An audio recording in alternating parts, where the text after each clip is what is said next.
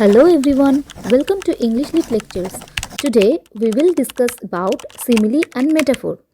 Simile এবং metaphor এই দুটো ফিগার অফ স্পিচ নিয়ে তোমাদের অনেকেরই কনফিউশন থাকে। তো আজকের এই ভিডিওটি তাদের জন্য ভীষণভাবে হেল্পফুল হবে। তো প্রথমেই চলে আসছি আমরা যে হোয়াট ইজ সিমিলি।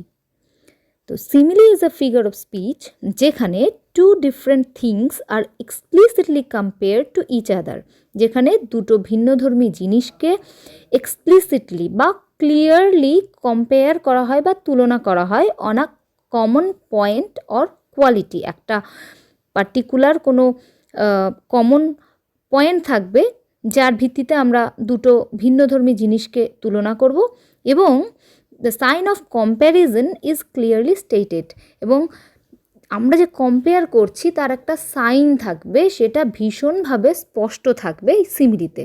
যেমন অ্যাজ ক্লিয়ার অ্যাজ ক্রিস্টাল, ক্রিস্টালের মতো পরিষ্কার, অ্যাজ কোল্ড অ্যাজ আইস, বরফের মতো ঠান্ডা, অ্যাজ ডিপ অ্যাজ ওয়েল, কুয়োর মতো গভীর।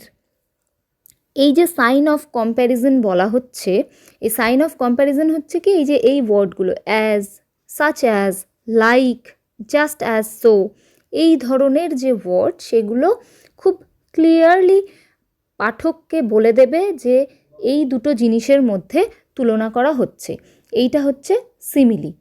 আরও সহজভাবে যদি বলতে চাই তাহলে তোমরা নিশ্চয়ই গান শোনো। তো একটা বাংলা গান আছে যে মুক্তা যেমন শুক্তির বুকে তেমনি আমাতে তুমি। এখানে মুক্তা যেমন, এই যে ওয়ার্ডটা আছে যেমন আর তেমন, তুমি আমার মধ্যে সেই রকম, মুক্তা শুক্তির বুকে যেই রকম থাকে সেরকম তুমি আমার মধ্যে। এই যেমন তেমন এই ওয়ার্ডটা বলে দিচ্ছে যে এটা হচ্ছে সিমিলি।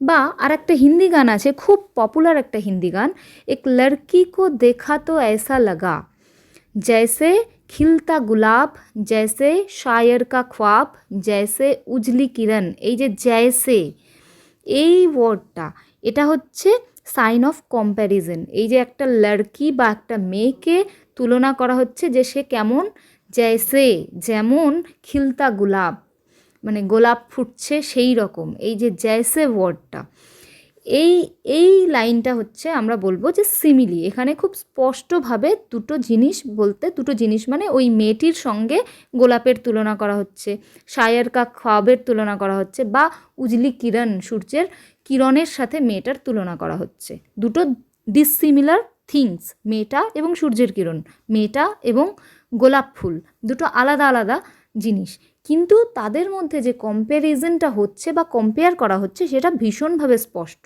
তার মধ্যে এই যে জ্যাসে বলতে এই ইংলিশে আমরা যেগুলো বলছি লাইক, সাচ অ্যাজ, এই ওয়ার্ডগুলো সবসময় থাকবে। বা ওয়ার্ডসওয়ার্থের একটা পোয়েম তোমরা সবাই জানো, এটা I wandered lonely as a cloud. এই যে এখানে অ্যাজ আ ক্লাউড, আমি ওয়ান্ডার্ড লোনলি, আমি একা একা ঘুরে বেড়াচ্ছি, অ্যাজ আ ক্লাউড মেঘের মতো। এই অ্যাজ কথাটা দিয়ে পরিষ্কারভাবে বোঝানো হচ্ছে যে আমার সঙ্গে কম্পেয়ার করা হচ্ছে ক্লাউড বা মেঘের। এইগুলো হচ্ছে সিমিলি। এরপর আমরা চলে আসব হোয়াট ইজ মেটাফোর। তো এখানেও সিমিলির মতো কম্পেয়ার করা হবে দুটো ভেরি ডিসিমিলার থিংসের মধ্যে, কিন্তু এই কম্প্যারিজনটা থাকবে ভেরি ইমপ্লিসিট ওয়েতে, মানে এতটা সিমিলির মতো এতটা ক্লিয়ার হবে না, একটু ইমপ্লিসিট ওয়েতে দুটো জিনিসের কম্প্যারিজন থাকবে, যেখানে জাস্ট একটা সাটল ক্লু থাকবে which has to be intellectually comprehended। একটু বুদ্ধি দিয়ে আমাদেরকে বুঝতে হবে যে কিসের ভিত্তিতে এই দুটো জিনিসের মধ্যে কম্পেয়ার করা হচ্ছে। এক্সাম্পল যদি বলো তো টেনিসনের ইউলিসিস বলে একটা পোয়েম আছে, সেখানে টেনিসন বলছেন I will drink life to the lees. এই লাইনটাতে টেনিসন বলছেন আমি জীবনটাকে পান করব শেষ বিন্দু পর্যন্ত। এখানে কিন্তু ক্লিয়ারলি বলা হয়নি যে কোনো পানীয় জিনিসের সঙ্গে আমি আমার লাইফকে তুলনা করছি, জাস্ট একটা হিন্ট দেওয়া হয়েছে আই উইল ড্রিঙ্ক লাইফ। লাইফকে পান করবেন মানে রিডার এখানে বুঝে নেবেন যে কোনো পানীয়ের সঙ্গে লাইফকে তিনি কম্পেয়ার করছেন। বা আর একটা এক্সাম্পল বলছি, কাউপারের লাইন, এটা হয়তো তোমরা অনেকেই শুনেছো, variety is the spice of life, যে ভিন্নতা জীবনের মশলা। এখানে একবারও ক্লিয়ারলি বলছেন না তিনি মশলা যেমন রান্নায় স্বাদ বাড়ায়, ঠিক তেমনি ভ্যারাইটি জীবনে অনেক আনন্দ বা স্বাদ এনে দেয়। এইরকম ক্লিয়ার ওয়েতে বলেননি, ইমপ্লিসিটলি বলছেন, এবং আমরা রিডাররা পড়ে বুঝতে পারছি অ্যাকচুয়ালি তিনি কি বলতে চাইছেন। এটা হচ্ছে মেটাফোর। আরও একটা এক্সাম্পল বলছি, camels are the ships of the dessert.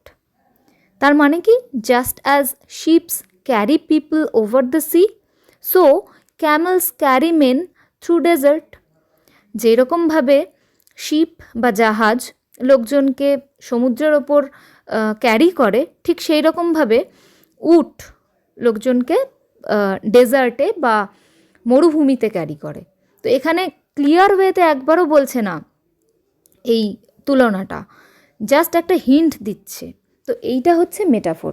আরও সহজভাবে মেটাফোর যদি বুঝতে হয় তাহলে আমি বলছি, এটা তোমাদেরকে নিশ্চয়ই বুঝতে হেল্প করবে। ধরো তোমরা বাজারে কোথাও গেছো এবং হকারের আওয়াজ পাচ্ছ, কোনো একজন হকার বলছে মধু বিক্রি হচ্ছে, মধু বিক্রি হচ্ছে, সস্তায় মধু বিক্রি হচ্ছে। এবার তোমরা হকারের কাছে গিয়ে দেখলে মধু নয়, সে আম বিক্রি করছে।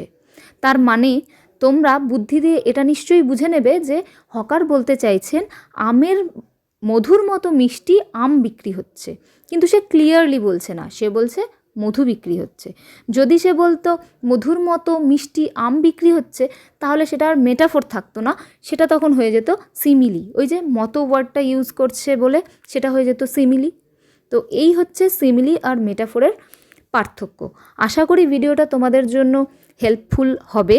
যদি তোমাদের ভিডিওটি ভালো লেগে থাকে তাহলে অবশ্যই কমেন্ট বক্সে কমেন্ট করে জানাবে, আর এই ধরনের আরও যদি ভিডিও তোমরা পেতে চাও তাহলে সেটাও আমাদেরকে জানাও। আমরা অবশ্যই চেষ্টা করব এই ধরনের টপিক নিয়ে আলোচনা করতে। Stay connected with us. Till then, love literature and stay with English Lit Lectures.